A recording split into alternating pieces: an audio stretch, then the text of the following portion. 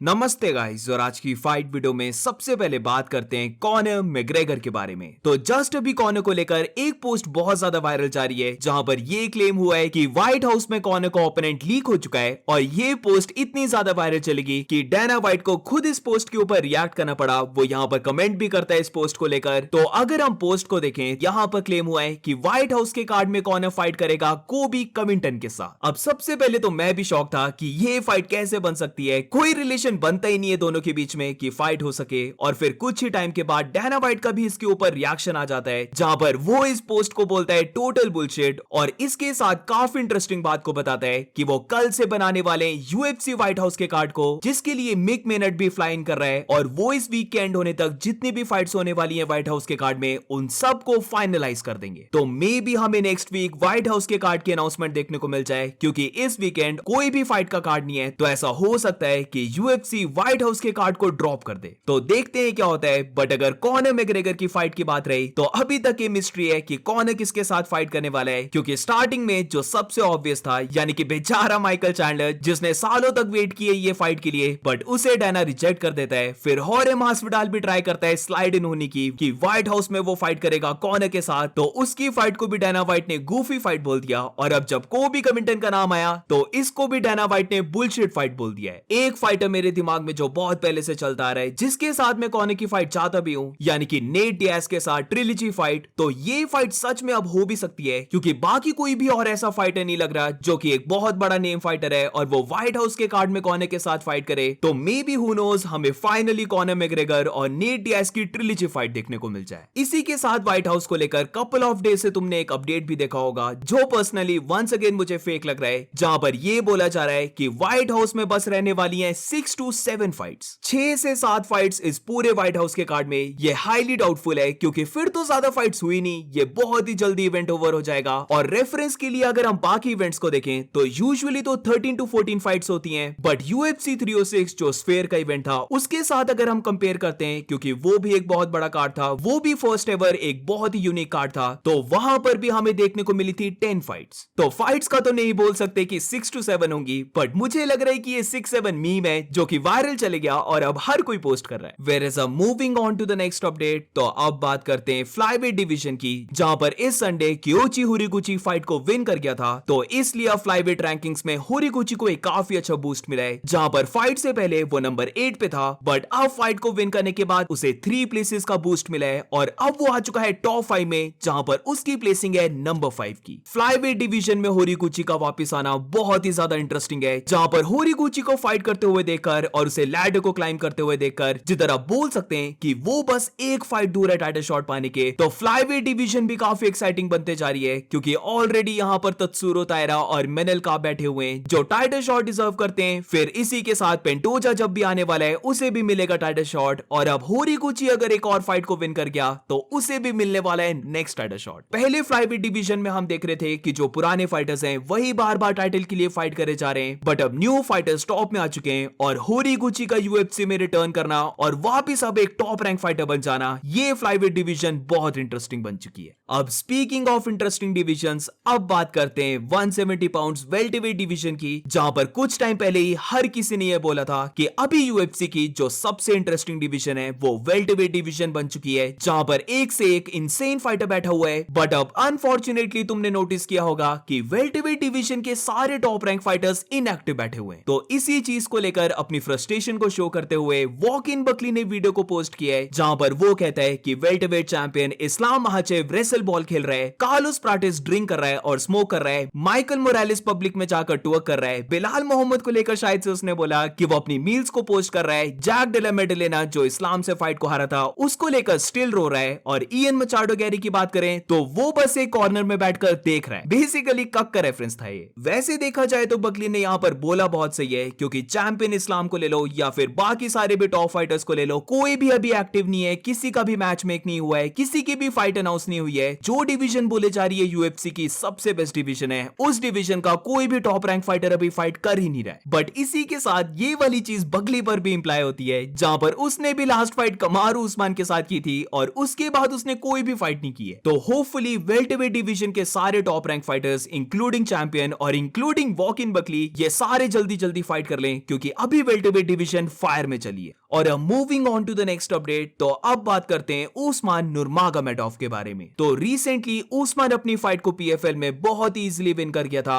और अब उस्मान को लेकर एक काफी इंटरेस्टिंग अपडेट है, जहां पर जो उसका पीएफएल के साथ कॉन्ट्रैक्ट है उसमें बस अब एक फाइट बची है। तो या तो फिर उस्मान नुरमागोमेडोव एक और फाइट करके पीएफएल के कॉन्ट्रैक्ट को एंड कर लेगा, या फिर जो पीएफएल का कॉन्ट्रैक्ट है वो 2026 के लास्ट में एंड हो रहा है। तो ऐसा भी हो सकता है कि इस साल उस्मान कोई भी फाइट ना करे और डायरेक्टली फिर नेक्स्ट ईयर यानी कि 2027 में यूएफसी को ज्वाइन कर ले। मैं खुद 2-3 सालों से बोलता रहा हूं कि उस्मान को ऑलरेडी यूएफसी में आ जाना चाहिए था, और अब तो इस्लाम भी लाइट वेट डिवीजन में नहीं रहा है। और काफी लोगों ने मेरे से पूछा भी है कि उस्मान अभी तक यूएफसी में क्यों नहीं आया। तो इसके बेसिकली बोल सकते हैं 2 रीजंस हैं, जिसमें सबसे पहले तो कॉन्ट्रैक्ट है कि पीएफएल का कॉन्ट्रैक्ट जब तक एंड नहीं होता तब तक उस्मान वहीं पर रहेगा, और सेकंड रीजन बोल सकते हैं फाइनेंशियल बेनिफिट, जिसकी वजह से मुझे लगता है कि इतने सालों का उस्मान ने कॉन्ट्रैक्ट साइन किया था पीएफएल के साथ। क्योंकि अभी अगर हम पीएफएल में देखें तो उस्मान से बड़ा स्टार और कौन है? लिटरली उस्मान नुरमागोमेडोव पीएफएल का सबसे बड़ा स्टार बोल सकते हैं। तो इसके लिए पीएफएल उस्मान को बहुत ज्यादा मनी दे रही होगी। तो अगर इसको हम यूएफसी से कंपेयर करें तो एक तो पीएफएल में उस्मान को लेस कंपटीशन मिल रहा है और इसी के साथ उसे ह्यूज अमाउंट ऑफ मनी मिल रहे हैं। वेरस अगर वो यूएफसी में अभी तक आ जाता तो एक तो उसे हाई लेवल कंपटीशन मिलता और सेकंड जो उसका पे आउट होता वो ऑब्वियसली इतना ज्यादा नहीं रहता। तो फैन पॉइंट ऑफ व्यू से देखा जाए तो आई गेट इट, उस्मान को अभी तक यूएफसी में आ जाना चाहिए था। क्योंकि इमेजिन करो कि उस्मान की फाइट इलियो टोपुरा के साथ अरमान सरूकियन, चार्ल्स ओलिवेरा या फिर मैक्स होलोवे, इन सारे टॉप लाइट वेट फाइटर्स के साथ फाइट हो रही है। तो ये कितनी इंसेन फाइट्स होंगी। But on the other hand तुम्हें ये भी देखना होगा कि इतने टाइम से जो उस्मान पीएफएल में फाइट कर रहा है उसके लिए पीएफएल उसे ह्यूज अमाउंट ऑफ मनी दे रही होगी, और इसी के साथ उस्मान वहां का एक बहुत बड़ा स्टार बन चुका है। तो ये चीज अब ऑलमोस्ट कंफर्म रख के चलो कि नेक्स्ट ईयर हमें लाइट वेट डिवीजन में न्यू एडिशन देखने को मिलने वाली है, यानी कि उस्मान नुरमागोमेडोव 2027 में यूएफसी आने वाला है। And that's it for today guys. आज की फाइट वीडियो में बस इतना ही। अगर तुम्हें वीडियो अच्छी लगी हो तो please make sure to like subscribe. मिलते हैं नेक्स्ट वीडियो में।